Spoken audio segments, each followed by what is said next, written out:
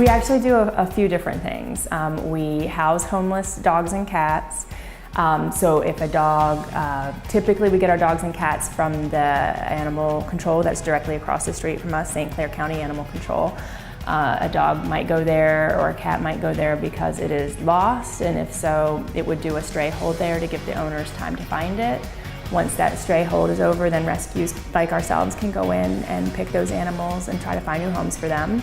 They also get owner surrenders at animal control that we occasionally will bring up. And then we also take owner surrenders here. Although the owner surrender animals are it's a pretty small percentage of the animals we take. The vast majority of the animals we take are from animal control. We are almost 60 years old, so next year will be our 60th anniversary. So we were doing animal welfare work way back before it was kind of a real thing. Two women found a cat, didn't know what to do with it, and that led to a group of community members starting the Humane Society. It's grown a lot since then. At the time, we were mostly just housing animals. Now we do a little bit more than that. We also do community education, community outreach. So we've grown a lot during that period of time. But it basically got started by two very concerned community members. So we have a lot of events actually. Our biggest events are, we just had our Race for Rescues last week. That's a big event of ours. We had close to 500 attendees, walkers and runners, and probably close to 200 dogs because a lot of people bring their dogs to that event as well. We have Bags for Wags actually happening next week, which is an event where there's deluxe brand name bags that people have a table raffle for and they can win them. And have about 300 people coming to that event. We have Wine for Whiskers in September, and that's at the Wine Garden. Again, that usually has, I think, around 400 people who come out to support that event.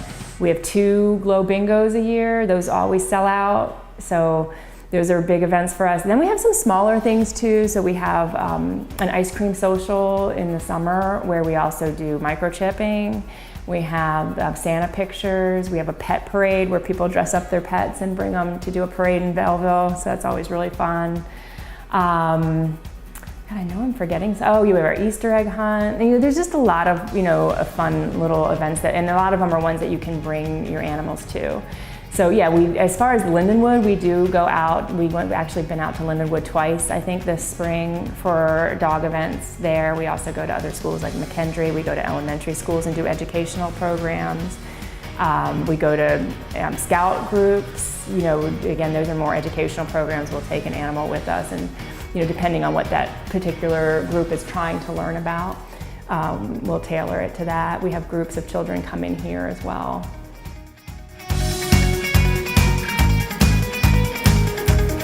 Working here has been life-changing for me. It really has been. We see sometimes the best and the worst in people. You see these animals that need so much from us, and that we as humans we have a responsibility to them.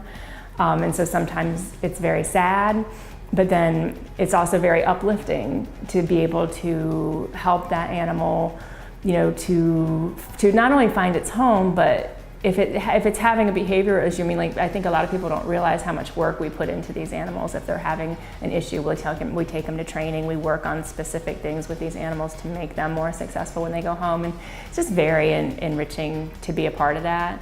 I personally have started fostering in the last year or so, and bringing the animals to my home, and helping them to really adjust to learning how to live in a house. It's amazing.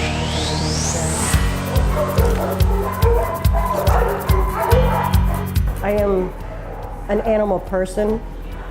I'd rather hang out with animals than I would people, but the people here are great, and they make me, my first day here, they made me feel so welcome, and it's just, I don't know, it's just amazing. Every time I know the animals' names before I know the people's names, and just to play with these guys every day and to know that I can actually have an impact on them finding their forever home is fabulous to me.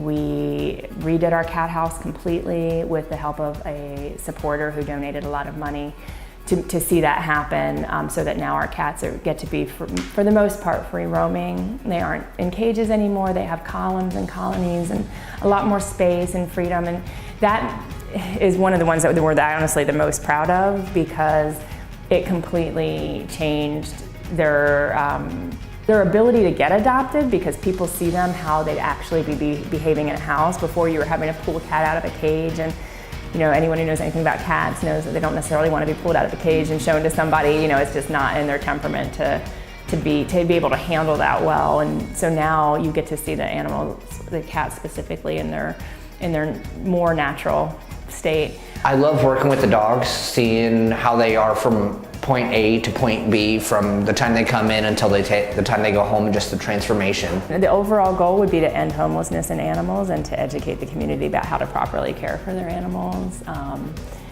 help keep animals with their loving homes. That's basically the goal. A lot of humane societies focus on cruelty and preventing animal cruelty. We are obviously against animal cruelty, but it hasn't been a huge focus of ours. As far as our mission goes, we are directly across from animal control, and they have humane investigators, and they have the legal backing. We're not a legal entity as far as we don't have any legal right to go into someone's house and take their animals. So there's, while we try to educate about treating animals correctly, it's not something that we can actually, we can't go to someone's house and take an animal away from them. We don't have the legal right to do that. We have a lot of wonderful volunteers. We probably have 100 active volunteers. We have over 600 people who we have on our roster of volunteers, and some of them only do events, some of them only clean, some of them only walk dogs, and that's fine. I mean, we have front desk volunteers that are phenomenal, that we would be hard for us to run without them, to be honest. We only have 8 full-time employees and 2 part-time employees. So, we're a small facility, we're not a huge staff. We try to do a lot with the people we have, but we obviously can't do it all without, every day we have volunteers in and out of here, and they're absolutely essential to what we try to do. We actually, we do try to get them out of the shelter as much as we can. So when you talk about the trips that we did to Lindenwood, in fact we did a Lindenwood puppy day just yesterday, and it wasn't puppies, it was adult dogs, but no one seems to mind that. But that's so good for them, because it gets them out of the shelter, it gets them in the sun, interacting with people who are loving them and paying attention to them and running around with them, and that's just it gives them that little break, and I do think that it not only does it make them more successful, but it also gives us more information about them. Because now we can say, well, this is a dog that does well out at a community event. Maybe this is a dog that's a little shyer, and and it was so it just gives us additional information. We can say, oh, well, that dog did well in the car. That dog howled the whole time in the car. It gives us just additional information about them that we can then give to adopters. So we have people fill out what we call an adoption survey. It's a 1-page front and back that just asks some kind of basic questions. It asks about their living situation. Do you own your own home? Do you have a fence? Where are you planning on housing this animal? We will adopt out occasionally outdoor animals if we have one that's appropriate for a farm or something like that. But in general, we are expecting our animals to be companion animals. So we're wanting to ask questions to ensure that they're going to be living in an appropriate space. We ask about medical history of previous animals, making sure, that right now in this area, heartworm prevention is huge. We get a lot of dogs from animal control that come up heartworm positive. We spend a lot of money treating them. So, we're gonna ask, are you gonna use heartworm prevention? What of heartworm prevention? Are you gonna reuse that kind of thing? Just some kind of basic questions. Like I said, it's 1 page, front and back. If landlords need to be called, we're going to call landlords. If vets need to be called, we ask people to bring vet records. It makes it a lot easier for us. If you have a pet, just go ahead and bring your vet records. And then, as long as everything looks good on that, and again, it's not even like a judging situation. If someone gives an answer that we're a little iffy about, then we'll just ask them questions about it. Well, why are you planning on having this dog outside? Or, why didn't you get heartworm prevention for your last animal, or whatever it is, and just try to have a conversation with them about why we think those things are important. Like I said, we're just trying to make sure that when they leave the shelter, they're going to a home where they're going to be well cared for. And then, if everything gets if we check the landlord, we check everything, then at that point you can adopt.